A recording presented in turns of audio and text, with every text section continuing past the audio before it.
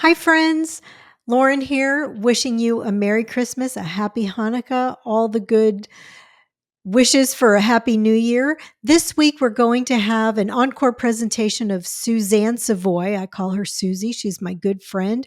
She's a working actor. She's been in House of Cards, Better Call Saul, The Blacklist. I know you've seen her. This is hilarious. We tell the story about the time we got so high, I had to take her to the emergency room. It was really funny. And stay till the end. She talks about something very serious. She actually beat her stage 4 rectal cancer diagnosis 12 years ago. So talk about a badass. I hope that you will enjoy this episode, and we will be back in February. Take care and enjoy the show. I'm Lauren. And I'm Lisa. And we're flipping the script about growing older. Our guests have been influencers since before that was even a thing. Welcome to the Anti-Aging Podcast. Welcome to Age Like a Badass Mother. Today's guest is doing something that very few people can say they have done: fully support themselves as a working actor. You have likely seen Suzanne Savoy in one of your favorite shows or movies, including The Upside, House of Cards, Law and Order, The Blacklist, NCIS, Better Call Saul, 30 Rock, The Nick, or most recently in Steven Soderbergh's Full Circle, starring alongside Dennis Quaid, Timothy Olyphant, and Claire Danes. Suzy, as I call her, moved to Houston in her late 20s and was inspired by a chance encounter with Helen Hayes to embark on a career in acting. She co-founded Mercury Studio in Houston, which provided on-camera training to actors from 1986 to 2005. That's where I first met her. Suzy moved to New York in 2005 with her daughter Bonnie and has resided there ever since. Her solo show, Je Christine, presents the works of medieval French author Christine de Pizan and has toured universities and other venues since 2017. Suzy translated all of the medieval French text to English. 11 years ago, Suzy was diagnosed with late-stage rectal cancer. The doctors decided without telling her, which she learned from another doctor, that there was no point in trying to save her. So she fired all of them and got a new team and beat the cancer. She has had more health issues, but manages them like a true badass. People occasionally ask Suzy if she's sad about not being a star. She says, quote, "I am a big star, damn it. I put my kid through college on an actor's income. That's huge. And I paid off her effing tuition. In my own head, I'm a huge star." End quote. She is a bright and shining star and one of my very best friends for over 35 years. Please welcome actor, writer, costume designer, cancer beater, fabulous mom, and friend, Suzanne Savoy. Welcome. Hey, how are you? It's so good to see you. It's so nice to meet you. Nice to meet you too, It's Lisa. good to see you. And I've known you, Lauren, for, since you were a teenager. I know. Since I was a teenager. Lauren was my student. She was my acting student. I was going to say, you were taking acting classes. Is that what set you on your path to stand-up comedy? Well, I guess. I never had the nerve. At that time, I was doing some improv and things like that, but I don't know why I took acting classes because I'm clearly not an actor. I'm a comic. Suzy was very generous, though. She is. With me. Was she a good student? She is an amazing actor. She really is. And of course, she did comedy best. And I'm not surprised to hear I always knew that. she was going to be doing something out there in the public eye because she's quick on her feet and she's, congenial and she's pretty and, just has a great sense of humor. Yeah. So it just always seemed clear that she was going to be doing, and she's just a dynamo. So I always knew she was going to be doing something really cool. So here she is. And here she's interviewing me. That's so cool. That's a quite impressive list of shows, and several of which are some of my favorites, including House of Cards and Better Call Saul. And I went back and watched the clips with you in them. And I was like, oh my gosh, I remember those scenes. I remember those episodes. Yeah, well, they were big shows. They actually, House of Cards was a troubled show for me because, we were working with one of the future stars of the Me Too movement. And really, there was like a little power thing going on. And it, I don't want to get into that and into all that negativity, but it became a very positive thing for me because I realized that I didn't want to be treated that way anymore. There were a lot of really great people. The directors were just wonderful. And Robin Wright, oh my God, she's a goddess. I think that's why I love the show so much, because there are so many women in that in our demographic, your demographic, in powerful roles. Yeah. And Michael Kelly he's just a wonderful human being and a fabulous actor. Great. So there was a lot going on that was great. But here I was in a hit show, in a good role. I was playing national chairwoman, and it was a fun role to play. But there were just certain things about it that I felt like I didn't want to be treated that way by, certain people. And I just felt like I wanted more control over the roles that I did and how things were on the set. So that was why I went off and I decided for a while that I wasn't going to be an actor anymore. I just couldn't stand it.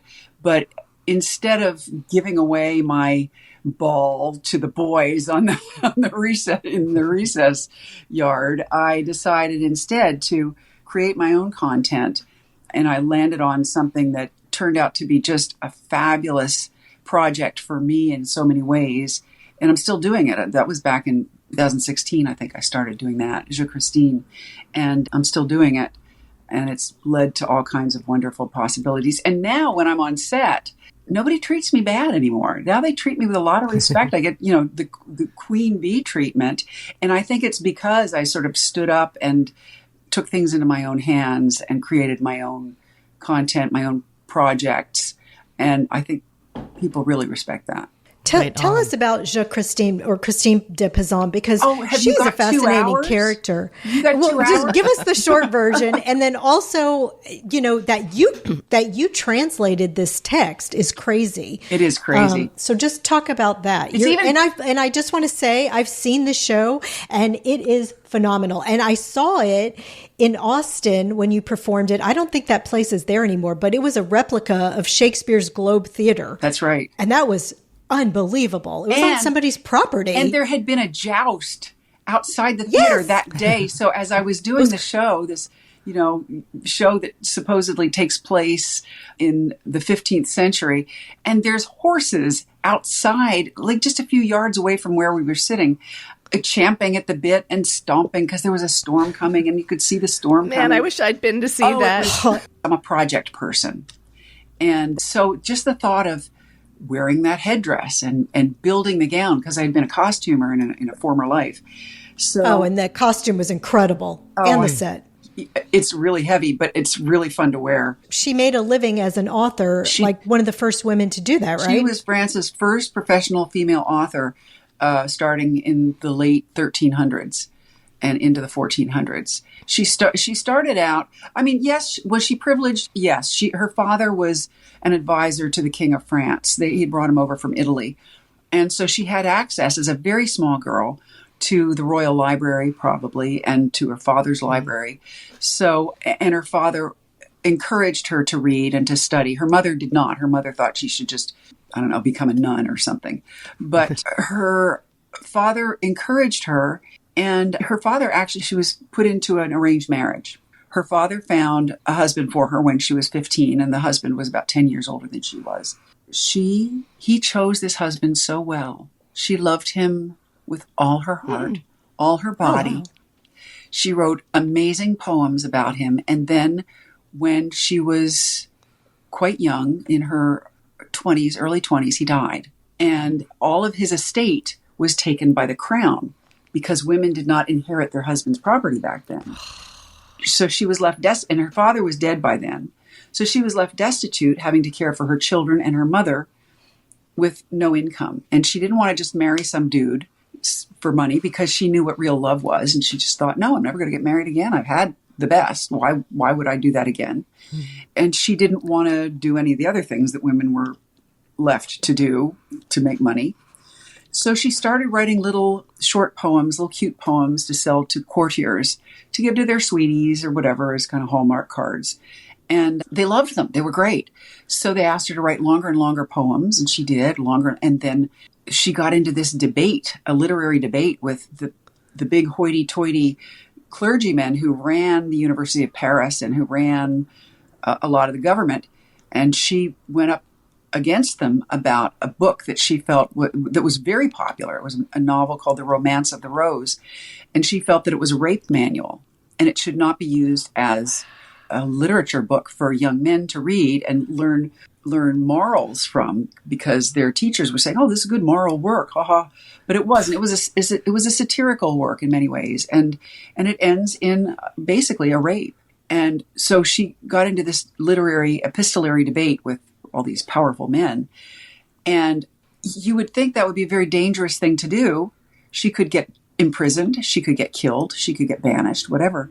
But what does she do? She was like the original feminist and the original badass. She is I was just thinking that. She is what you would call a proto-feminist, because in our current term of feminist, she did believe in the patriarchy. She did believe in the monarchy, but she did believe that women should have rights and that they should be represented well. But anyway, so what does she do with these letters that she's gotten from all these clergymen?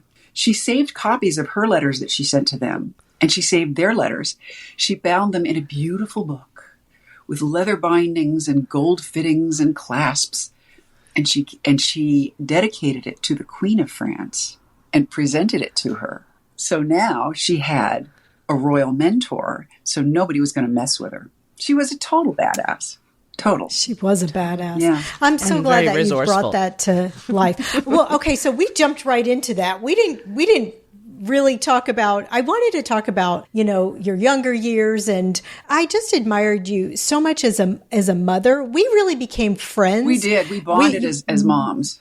As moms, because we had kids around the same time. And I really looked to you a lot because I just, I look to other people as examples. We all do that, right? But I just remember your daughter Bonnie is about a year older than my daughter Jane. And then Allie came right after that. Yeah. And so, we raised those girls together. I had my youngest later, but we raised the girls together a lot. And I learned a lot of important things. I remember that Bonnie was kind of really upset about something. We were walking through the Galleria in Houston. I don't know if you remember this, but Bonnie was like, she was crying, and there were several of us adults, and, she sat down and she was really holding up the show. And I was thinking, oh, she's going to get in trouble now. But instead you sat down next to her and you go, you seem really upset. What's the matter? And I was like, whoa.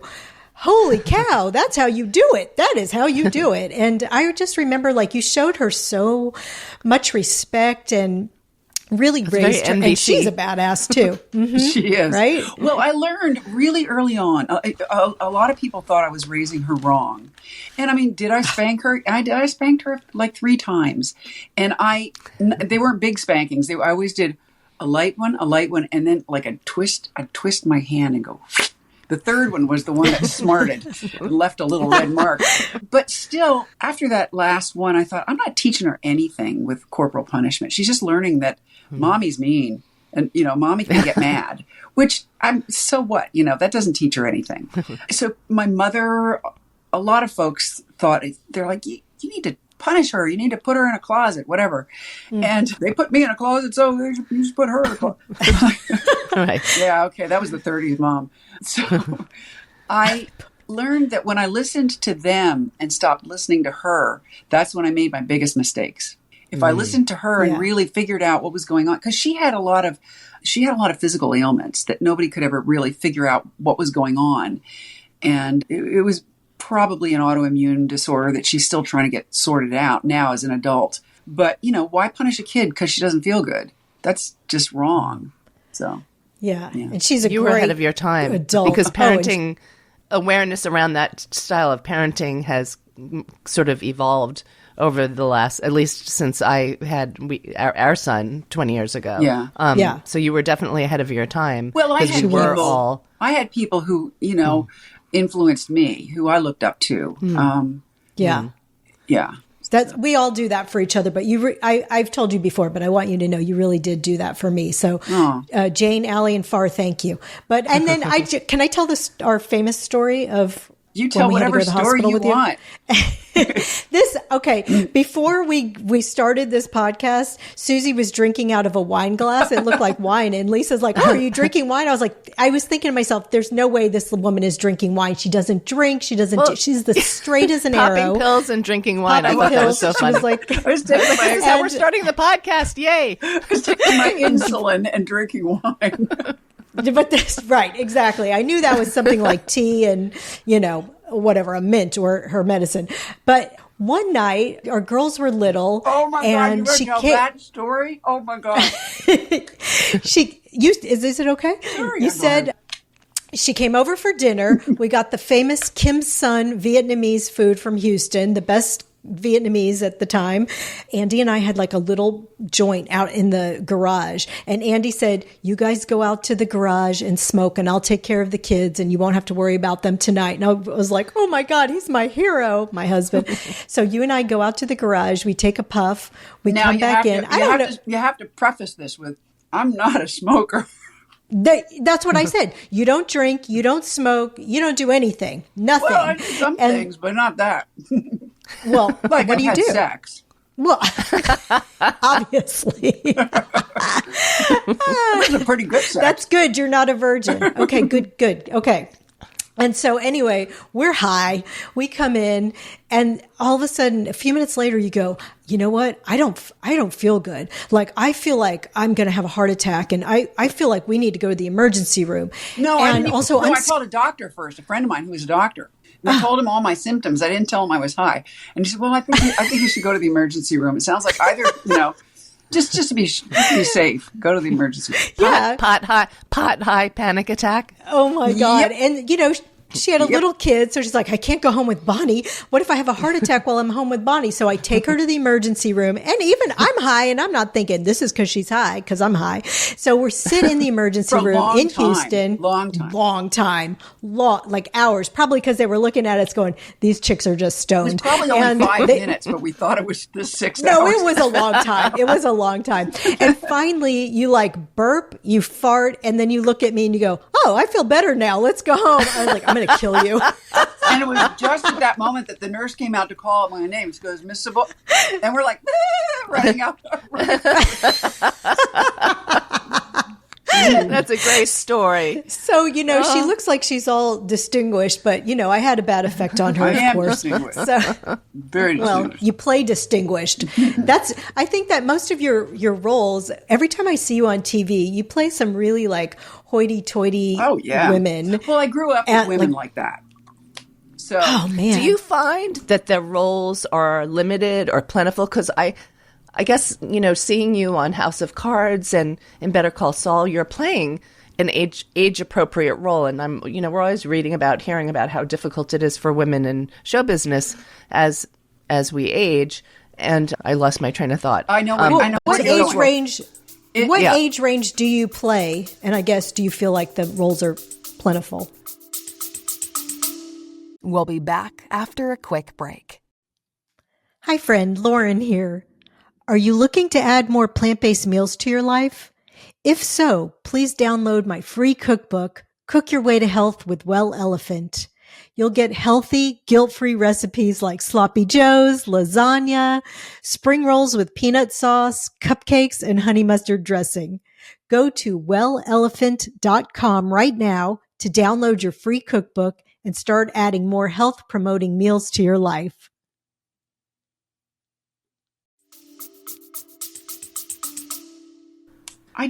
These days I'm playing roles in my late 50s to 60s, but, into the, 60s. But here's the thing. I just lost my manager. I still have my agents, but I just lost my manager because she kept sending me auditions for women in their 80s, 90s in retirement homes, wrinkly, you talking like this. And I mean, if I work really hard, I can play that. But, I have to put on the wig and I have to wrinkle up my face and I have to, do a fake voice and hunch over and whatever. I have to do all those things because they don't want a well-presenting woman in her 70s or 80s. They want some little old wizened woman. And so I don't get those roles. I audition for them, but I wouldn't. So it just seemed like a big waste of time. And I have just been diagnosed with type 1.5 diabetes, not 1 or 2, but 1.5. It's the designer diabetes. And I felt like I needed to keep the stress level down. So I emailed my manager and I said, I'm trying to cut back on certain kinds of auditions. Do you think we could cut back on these little old ladies? here's a picture of what I look like right now. And I just, in case you had forgotten. Well, I got an email back almost immediately saying, it's clear that your agents understand you better than we do. So bye. It's goodbye. I went, what? And she also said, casting directors want us to allow a 20-year range for our auditions. Well, I don't know. Do men have to do that? And I mean, for the most part, you want that because it gives you an opportunity to audition for more things. But in my case, I feel like I need to, it's gotten to where I'm doing, 3-4 auditions a day. And I put a lot of effort into them. So that takes up your whole life. You don't have time for other things. And it's very wearing. So I thought, I know which kinds of roles I get. And they are the kind that Lauren was saying. They tend to be type A personality, strong woman, badass, Upper West Side woman with a lot of jewelry and dogs and stuff. And so, sometimes I get normal people too. But, I just know how I'm generally cast.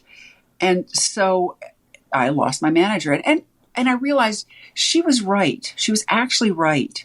Because she wants to cast the way she likes to cast, and it works for her and for her people. And I'm wanting something a little different. I'm thinking outside the box a little bit. And that is a waste of her time. So it was a good thing. And then a week later, it was a little bit longer ago than that, a longer after that. But I got the best audition of my life. The love interest in a remake of a movie that I'm not allowed to tell you what it is, but at some point you'll find out, of a very funny movie, and I am up for the role of the love interest. Well, this casting director who is casting it knows my work really well. She's cast me in several projects that were really good, and she tends to give a very short list of actors to the director.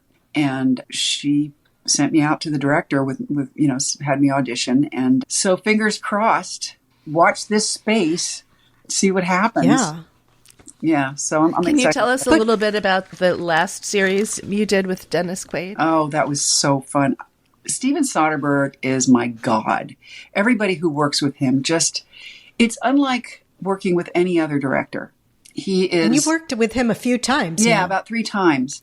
And he doesn't pull rank on anybody. He loves to have you bring ideas to him. A lot of directors are like, no, just sit there and, like in House of Cards, they'd be like, just sit there and, sit up straight and don't do anything. But he was, although I will say Robin Wright was a wonderful director. When she directed, she was great. I loved working with her.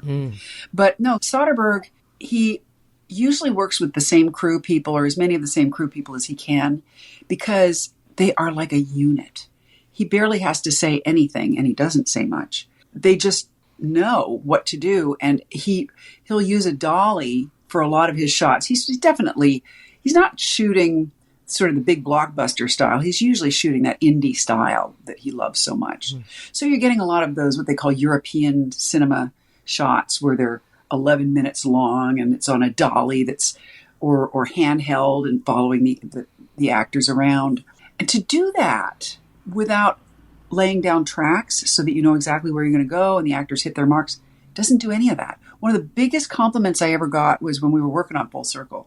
I heard him saying something to, I think it was the assistant director was saying, well, do we need to put down some tape marks so she'll know where to hit her marks? And he goes, and I heard him say, no, she's really good at knowing where she's supposed to be, which I think is what he looks for in his actors. One of the things he looks for. He just wants everybody to be able to feel it. And what a compliment. Oh, and working with those actors, with Dennis Quaid and Claire Danes and Timothy Oliphant, we were a family unit in this show. So, they were in almost every shot that I did. One or more of them were, most of the shots I did. And my grandson played Ethan. Oh no, now I can't remember Ethan's last name. Sorry, Ethan. Great. I'm sure he's not listening to Age Like a Badass Mother. Never know. Maybe he's. But I do want to hear how you prepared for your character. How you channeled my mother. Well, I do want to hear about that. You try and get as many clues from the script as you can. And the script was written by Ed Solomon, who wrote Men in Black. And he wrote all the Men in Blacks, and he wrote all the Bill and Ted Excellent Everythings.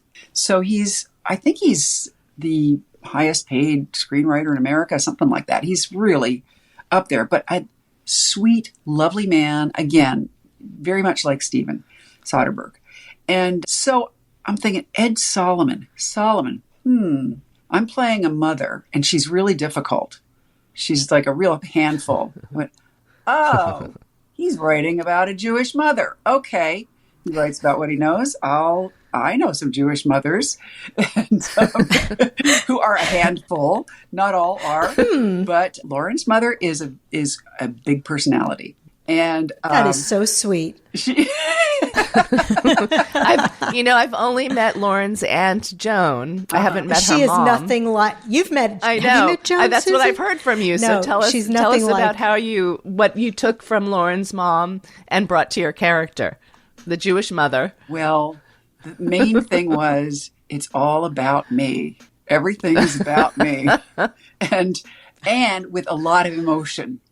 Yes. Like that, that is correct. That scene running into the bathroom, screaming and crying when, something terrible is happening and she just makes the whole thing about her. It was, I didn't even have to think about it. I'm just like, what would Lauren's mom do? The grandson got kidnapped and Claire Danes and Timothy Oliphant are the parents. Well, what? That's a spoiler I can't say alert. that? Spoiler alert. What if people haven't seen it yet? That said, like right at the beginning of the show. Oh, okay. All right. Okay. And so, and then she runs in the bathroom and she's like, I'm fine. Yes. Well, and then there was a second Jewish mom that I patterned it after as well. My friend Ellen Baer, her mom has passed, so I think it's okay for me to talk about her. Her mom, Sylvia, was a real handful and never said anything nice to her daughter. And in this script, the mother said some really awful things to her daughter. And at first I thought, where was this coming from? And where can I get this from? And then I thought about Ellen's mom and I thought, oh, well, okay, I'll just do that. So you take it from life and you make a sort of a mishmash from a lot of different people. And then you work with an excellent coach. So interesting to me. I have an excellent coach. Maybe that's... Her name is Jessica Cummings. And she comes from the Bob Krakauer School. Huh. So, well, you never answered Lisa's question, but I know Which the answer to this. Are you getting more roles as you're aging? That's a really important question. I mean, and it's important to me because so many of my friends who are my age, who are actors, are discouraged, and they're not getting the work that they want. But I'm getting more than I ever got. And I think the reason is partly because number one, I don't give up. Number two, I continue to study. I continue to work with coaches. I continue to learn new things. I just started taking ballroom dancing, to learn because I had to do a waltz or, a dance in a movie, and I did it badly. And I thought, I'm never going to put myself or anybody else in this position again. I want to be able to dance. So I did that. My next project is I want to take stand up with my friend Jessica. You just keep pushing and getting better. You have to keep reinventing yourself and I'm not afraid to play age. I'm not afraid, right now I have on a gray wig, even though my hair is blonde, bleached, or, colored. Well, everything you just said is what we're really hoping to get across in this podcast. It's like you're staying true to yourself. You're open to learning new skills and new things. You're allowing yourself to evolve. And I imagine that's not true for a lot of women in your demographic in this business. I imagine that there's a lot of fear and fighting and trying to please to get the role. And so, I think that I would hope that helps you in some way. Yeah. And I mean, and it sounds like it does. Yeah. And you can't really blame the women all that much because it's a perception of casting people. And I've always done my best to change their perceptions. When I lived in Houston, I remember right after I had my baby, when Bonnie was still nursing, little baby, I took my agent out, Jenny Bosby, who I love, took her out to lunch. And I said, Jenny, I'm a mom now. I need to be home with the baby, but I still have to work. So I need to work less and earn more. What can we do? And she said, well, Suzy, I don't know, because, in Texas, especially in Houston, the men can get over scale, but women don't. And I went, bang. I said, well, what would happen if the next time somebody casts me, you say, well, Suzy is more than scale, more than union scale. And then if what'll happen? Are they going to take out a gun and shoot you? If they say no, you can just go, oh, well, I was just kidding. She'll work for less than scale, whatever. But I said, what happens if you just try it? The very next job I got, she asked for double scale. The producer didn't bat an eyelash. I did the job. And Jenny, from that day on, all her women started working at double, triple scale because somebody just had to stand up and say, just try it.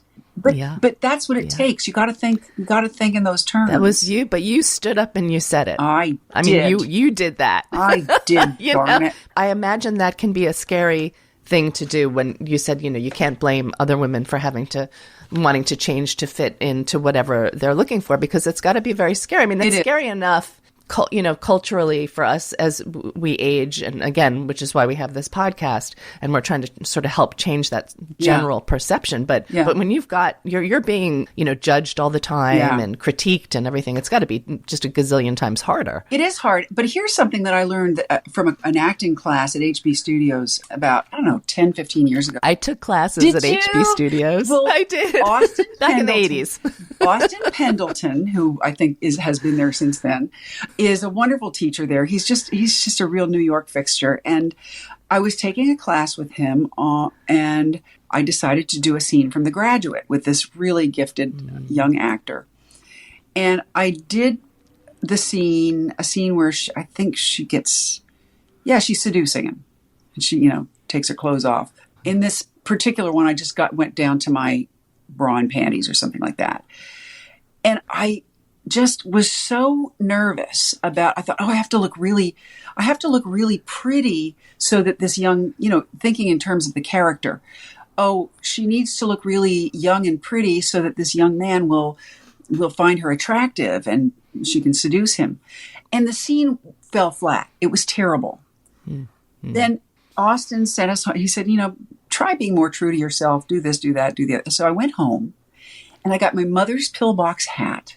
And I got a girdle, and I got a suit with shoulder pads in it, and a pocketbook. A pocketbook. I mean, who even has a pocketbook anymore?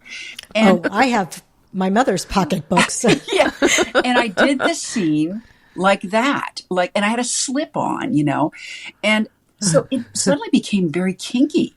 It was like, oh. Screw That's fantastic. Screw Lane's mom. He's not going to screw some young-looking woman. He's going to screw mom. So sometimes embracing who you are and what you really look like makes the whole thing so much juicier and so much better.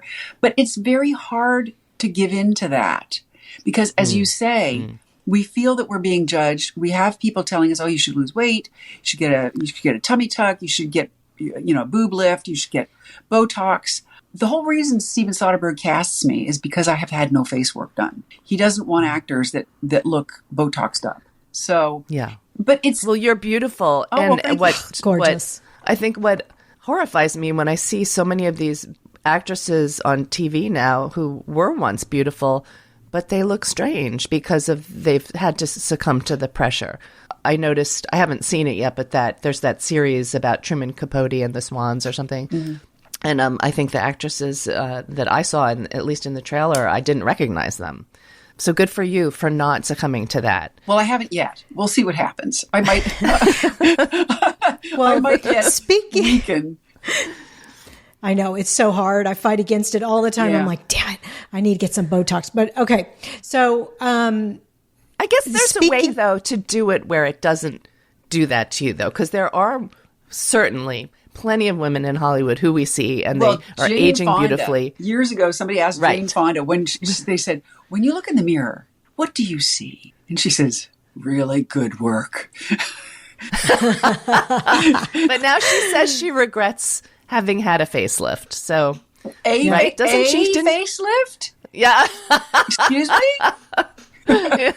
Never say never. Facelift. She's had a few. Okay. So getting back to that, you just stand up for yourself so much. And I think that's such an important part of aging well. And it saved your life. Can you talk about when you were diagnosed with late stage cancer and how you saved your own life? Yeah. About 12, 13 years ago, I was having a lot of rectal bleeding. I was having trouble going to the bathroom. I was talking to my friends about it. I'm like, are you having trouble going to the bathroom? And something, oh, yeah, we have trouble, whatever. So, and I went, I had a colonoscopy. I had an endoscopy. I went to a surgeon who did a biopsy, all these things, and nobody found anything. But I knew I had cancer because after a year of this hopping around to these doctors, and this one in particular who everybody said, oh, well, he's very highly regarded, so we have to take his word for it.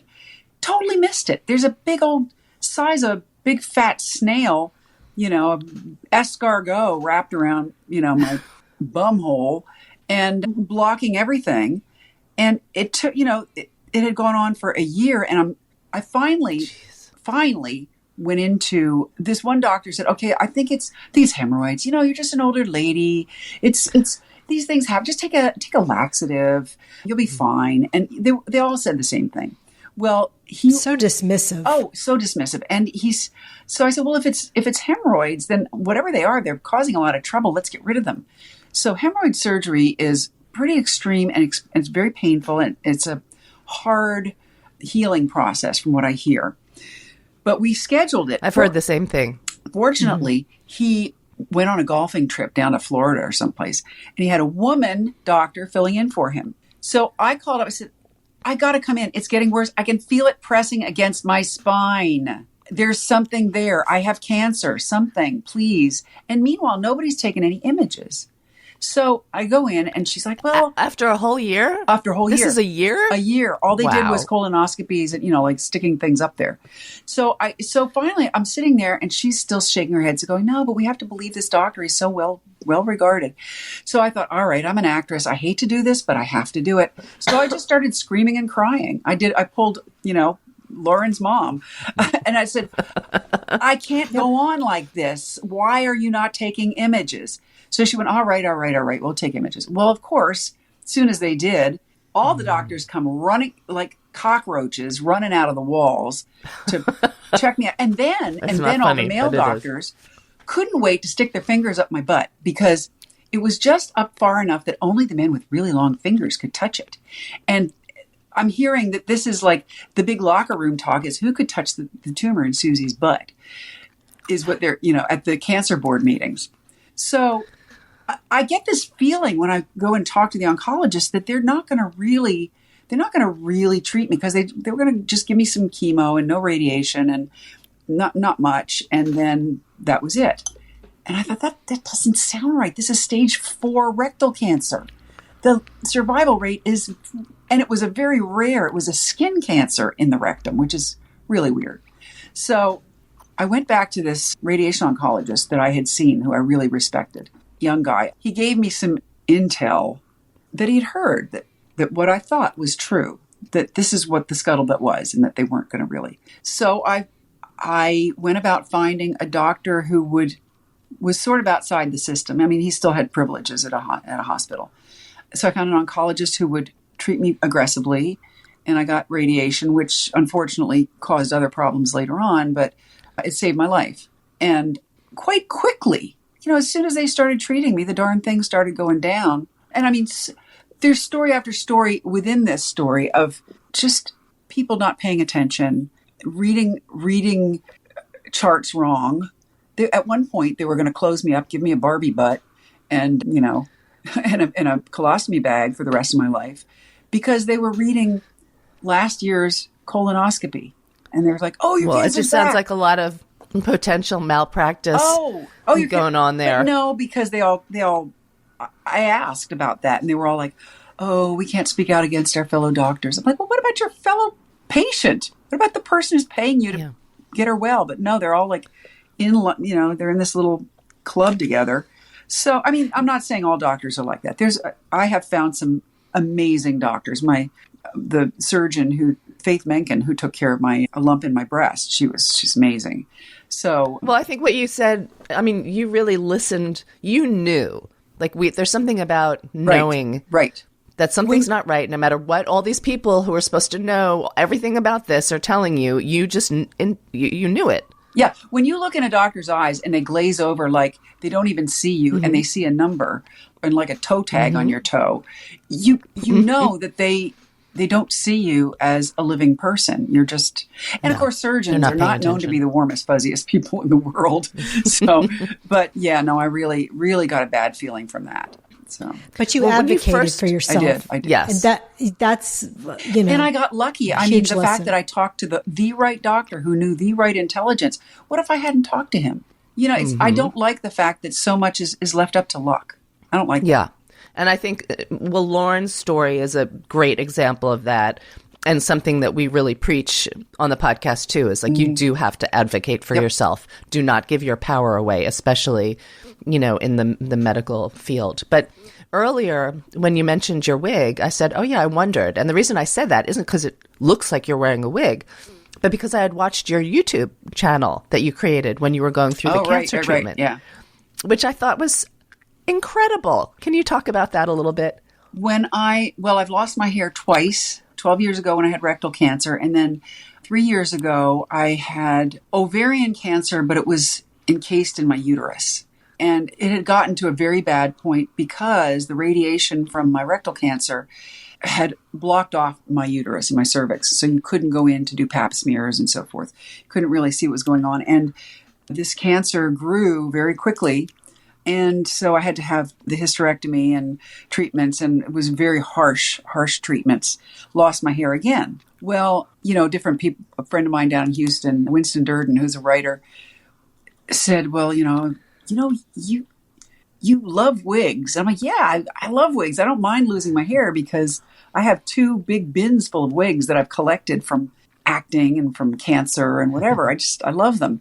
So he said, there's a lot of women out there who are afraid of buying wigs, or who don't think that they're worth spending the money on a wig for. And they're afraid it's going to look bad and look wiggy. So he said, you should make little videos so that other women can help them have the courage to buy wigs or style them or whatever. And I thought, well, that sounds like something to do while I'm, sitting around the house getting better from cancer. You love a project. Another project. And my daughter was home taking care of me from California. She came home for 3 months. Can I give you a side story? Another empowering story. She works for a company out in LA that is mostly men. It's a video company. They do kind of socially conscious videos that they post.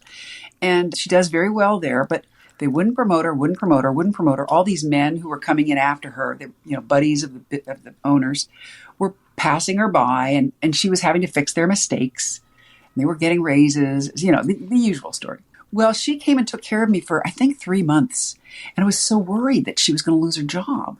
Well, what happened was she was gone. Who was doing all the work? Nobody. So they suddenly realized, and one of the guys, his wife had a baby with birth defect problems.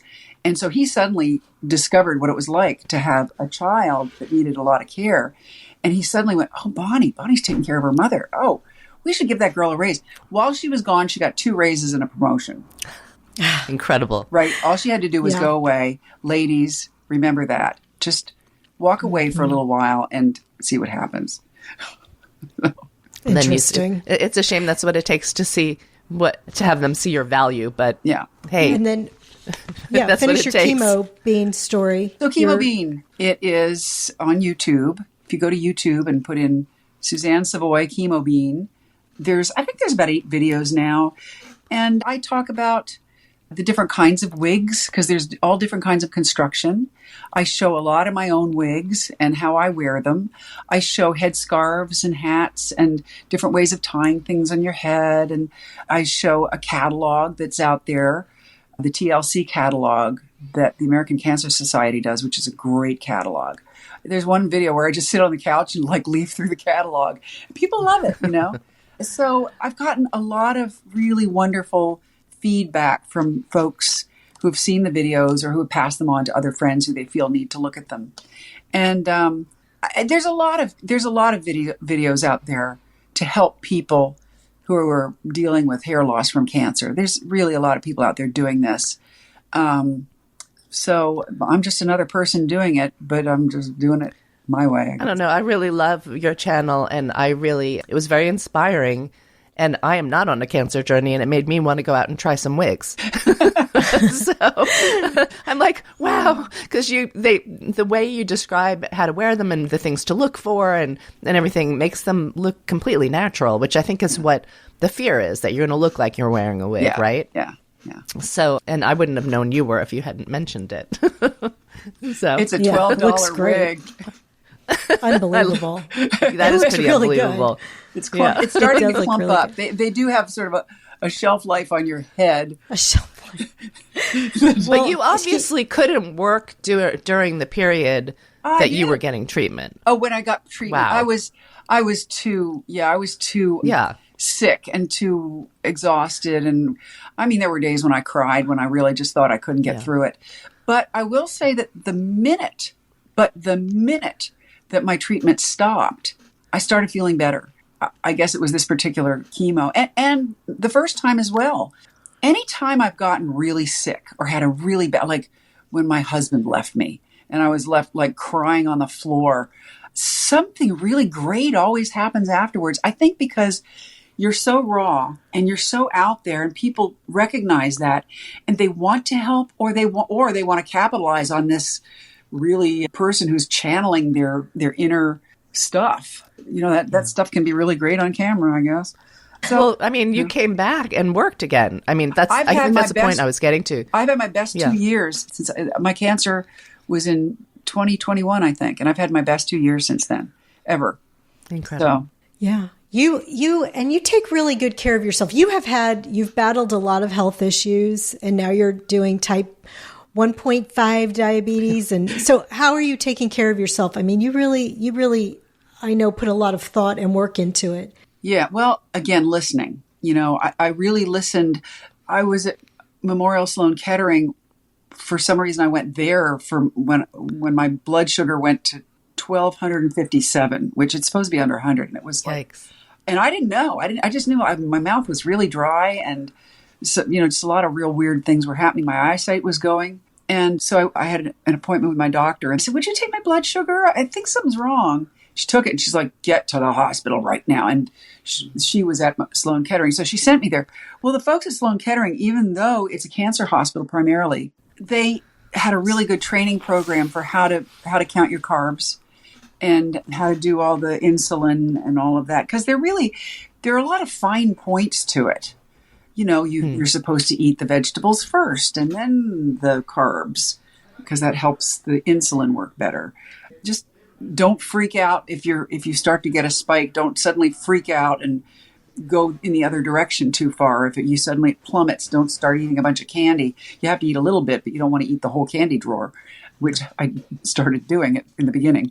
So you're wearing a monitor all the time now then, probably. Well, I am, but I'm having a lot of trouble with the company that distributes these monitors. Again, you call and you try to get help and they just brush you off. So I've called out as many of the big guns as I can to, you know, I've called my doctor's office. They've called trying to get it sorted out. They're just not delivering to me. They're saying, oh, well, she's got the wrong date on her wrong birth date at CVS. I'm like, no, I don't. Well, she's got the wrong address on her. I'm like, no, I don't. So it's just somebody doesn't want to do their job.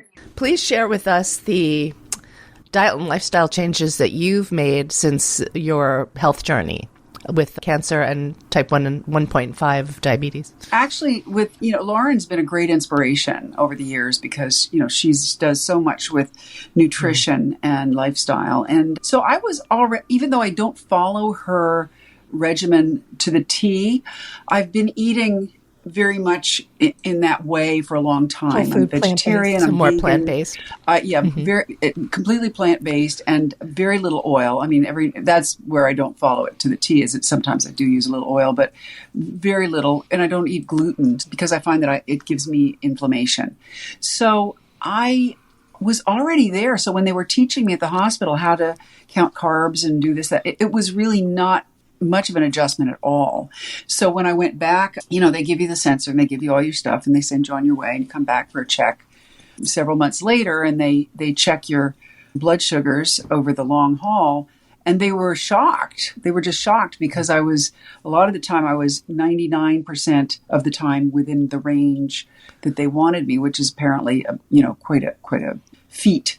But it wasn't really that hard to do, especially with the sensors and just with watching what I eat. So, so I was already kind of there. Wonderful. Yeah. And, we learned from somebody else, Loriana Hernandez, who had cancer. And because she was so healthy to begin with, they were able to treat her aggressively. And I imagine it's the same thing with you with your cancer and that you can recover quickly from your diabetes, be on the road to health just because you were in such good health before you got there. That's very much the case because when I landed in the hospital with my blood sugar at 1,257, and they said, "Lady, why are you not in a coma or dead? We don't know. We've never seen anybody walk in like that."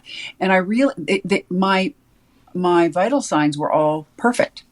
My pulse, my oxygen, my heart rate, all those things were fine. It was just that my blood sugar was off the charts, and I was horribly, horribly dehydrated. So my body was taking care of itself. I think I'm going to lose you in a second again. Okay. Well, let's just couple quick questions. What is your one piece of advice for aging well? You've given us so many already. My piece of advice for aging well is don't take advice. We're going right back to where we were. Listen to yourself. Much of the advice that I've gotten is great for other people, but they told me, you can't start an acting career at the age of 30. You've passed by all the roles that the really good role. You'll never play Juliet. I'm like, well, I never did play Juliet, but that's okay. So, but it's never too late, to do what your heart tells you to do. I remember hearing on NPR an interview with Noguchi, the Japanese American sculptor, who at the time was around 80 years old, and the interviewer said, "Do you think about slowing down or retiring?" And he said, "Well, I just bought a whole load of stone that would take me, I'd have to live longer than 100 to carve all that stone. But, I'm just going to keep doing it and not consider the end." Well, he died about 4 years later and somebody had to do something with all that stone. But I like that idea of thinking of the arc of your life as that it's not going to end. It will, but if you focus on it, maybe it's good to focus on it so you don't get surprised at the end. But I can't imagine ever retiring. I love my work so much. And as long as I can talk or move a finger or whatever, I think I'll still be out there looking for roles, looking for scraps along the road. Well, you're an example of someone who you're aging well because you live well. So it's about living well. And I'm lucky, I guess, too. Like a lot of people live well, but maybe they had genetically they were not, given some of the genes that would keep them alive longer. So some of it's luck, some of it's, but it sure doesn't hurt to take care of yourself and to have I have friends of every age, and I've had people say, well, it's a little weird that you have so many young friends, are you trying to prove something? And I'm like, no, they're interesting. And they like me and I like them and we sit and talk for hours. I'm not trying to act young. I'm interested in those people. And as well as I have older friends too. I have friends who are much older than me. So yeah, I take it. Helen Hayes gave me good advice when I met her. She said, train your voice and learn your lines. And that was it. That's good advice. Oh, yep. Suzy, it's been so good talking to you. I love you so much. Thank you.